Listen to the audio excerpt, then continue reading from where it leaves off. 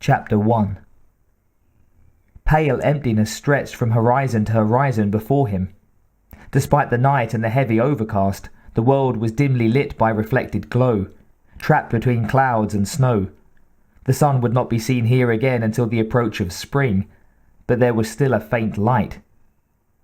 A strong wind was blowing down from the north, howling like a living thing, as if the air itself were in pain from the cold. Fine powdered snow, frozen as hard and sharp as ground glass, whipped across the icy grey desolation in bitter swirls and eddies. Taro kept his head bent, shielding his face from the wind and cold, as he trudged across the wasteland.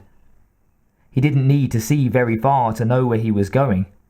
Despite the drifting, blowing snow and the dim light, he could see the tracks of his runaway. The snow was packed down by wind and frozen into ice, so that Taro walked on a surface as solid as bare ground, and his prey's tiny hooves hadn't pierced it any more than his own heavy boots did.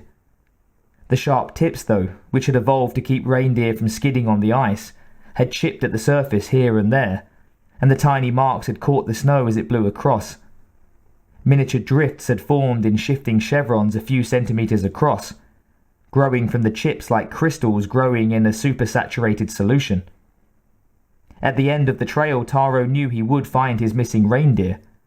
He suspected that he would not find it alive. A healthy animal would not have wandered off aimlessly into the taiga, leaving the herd behind, and Taro expected to find this one dead or dying.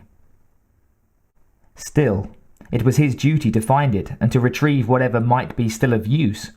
If the meat was unfit to eat, there would still be the hide and bone. If he lost the trail, he would turn back and hope to stumble across the carcass on some other, warmer day. Another man, accustomed to a warmer climate, might have worried about spoilage and ruining the meat, or about pilferage, if he left the carcass for a week or two. But Taro had grown up in this Siberian wasteland, had spent his life here. Nothing ever spoiled here, nothing rotted, and there was no one, no thief or predator, to steal anything. The dead could lie untouched for millennia. Mammoths found in the ice near here had still been fit to eat. He glanced up as something caught his eye, a glimpse of movement, a flicker across the ice. He blinked and peered upward. Something was moving across the sky above the clouds, something that glowed brightly enough to be seen faintly, even through the grey overcast. A new American plane, perhaps, testing the borders. There had been rumours for years of a craft the Americans called Aurora that could evade every Russian defence, but that was supposed to be invisible from the ground, flying too high and too fast to be seen. The glow was brightening steadily, descending through the clouds and moving nearer at a fantastic speed. It had to be Aurora, Taro thought. What else could move so fast? He had seen Russian planes many times, on patrol, on manoeuvres, bringing in the men and equipment for the pipeline and the drilling sites and the pumping stations all along the Asima section of the Yamal oil fields, and none of them had ever moved anywhere near so fast as this. And then the thing burst out of the clouds in a ball of brilliant orange flame, washing the pale landscape in vivid colour. It roared overhead before Taro could see it clearly. The air itself rippled visibly with the ferocity of the thing's passage. It was huge, and made a sound louder than anything Taro had ever heard before, far louder than the howl of the worst storm he could remember. In its wake the air seemed warmer, but what sort of craft could warm the Siberian winter itself? That had to be an illusion, Taro told himself. And then the thing crashed, with a boom that made the roar of its passage seem a mere whisper. Taro turned and stared after it. The horizon glowed orange, and again he thought he could feel heat, as if from an immense fire. That had been unmistakably a crash, not a mere landing. If that had been the American Aurora spy plane, then it was down, and the authorities in Moscow would want to know. The long Cold War might be over, but that didn't mean the Russian authorities would pass up a chance to get a good close look at some top-secret American technology. The Russian government wouldn't mind a chance to score a few moral points against the Americans either. A polite complaint about Americans spying on peace-loving post-communist Russia might coax a few face-saving trade concessions out of somebody. There might even be survivors, and a heroic rescue could be very good not just for Russia, but for Taro. He might be famous, might be taken to Moscow and given a medal or something. While he was reasonably content as a reindeer herder, he wouldn't mind a taste of city life, or at least a chance to pick up a few modern comforts.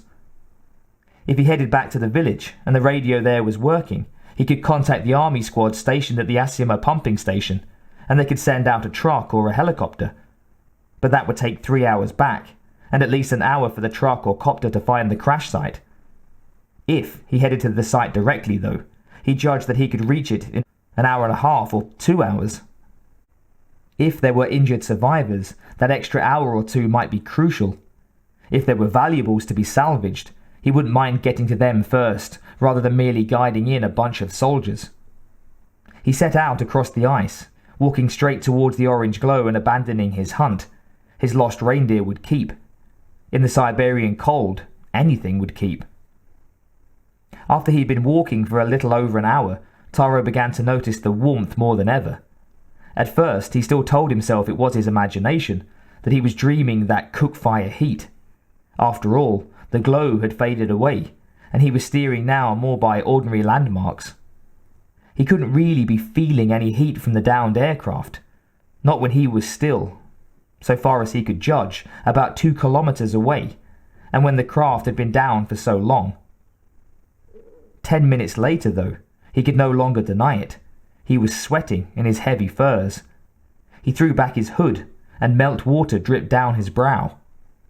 He blinked it away and stopped in his tracks. He was still a kilometer or so from the long, crooked ravine that cut across the icy plain, but he could see it ahead. That wasn't what troubled him. He had known the ravine was there. No, he stopped because the ice between himself and the ravine didn't look right. It glistened, not with the hard crystalline glitter it ought to have, but with a slick, wet gleam. Taro frowned, took several steps, then carefully knelt down. He put a gloved finger to the ground, then picked it up and looked at it. The tanned leather of his glove had darkened with moisture. The ice was wet. He wasn't dreaming the heat. It was real. He didn't like that at all. A thaw in the Siberian winter. Something melting the permafrost. Even the American Aurora superplane surely couldn't generate that much heat. The rifle he carried on his back was rarely used.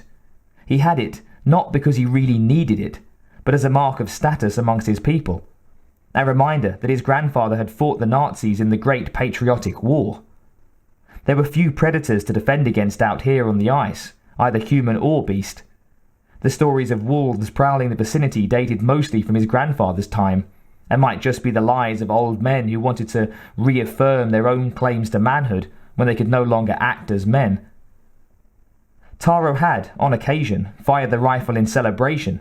He had fired it several times in target practice, and twice to put injured reindeer out of their suffering. But he had never used it in self-defense. He had never had any need to defend himself with anything more than words or fists. Now, though, he pulled the weapon from its fur-lined sheath and checked it over carefully. It seemed to be, as always, in perfect condition. With the rifle ready in his arms, he advanced cautiously towards the ravine, careful of his footing on the melt-slicked ice. The thing had fallen from the sky in a fireball and had landed inside the ravine ahead, he realized. He frowned. He knew that crevasse. He had lost a yearling there once. It was a long, narrow, rocky canyon.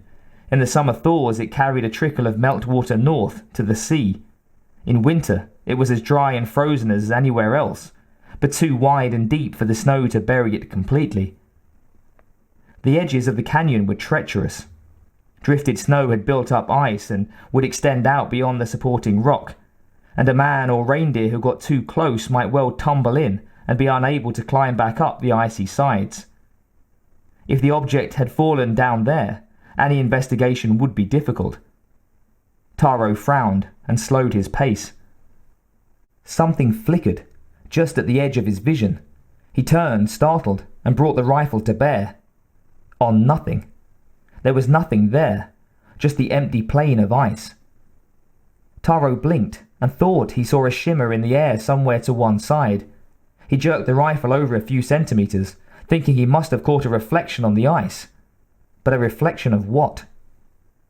Then a light sparkled, 3 moving dots of red that skittered across the ice, almost too fast to follow, then skimmed up his body and settled onto his forehead, the 3 of them wavering about until they settled into a tidy little triangle. Taro could feel them as tiny spots of warmth, could see the red beams, but he could not make out where they were coming from, could not think what they could be. They seemed to be coming from a patch of empty air. Then something flared blue-white, lighting the snow on all sides, and Taro knew no more.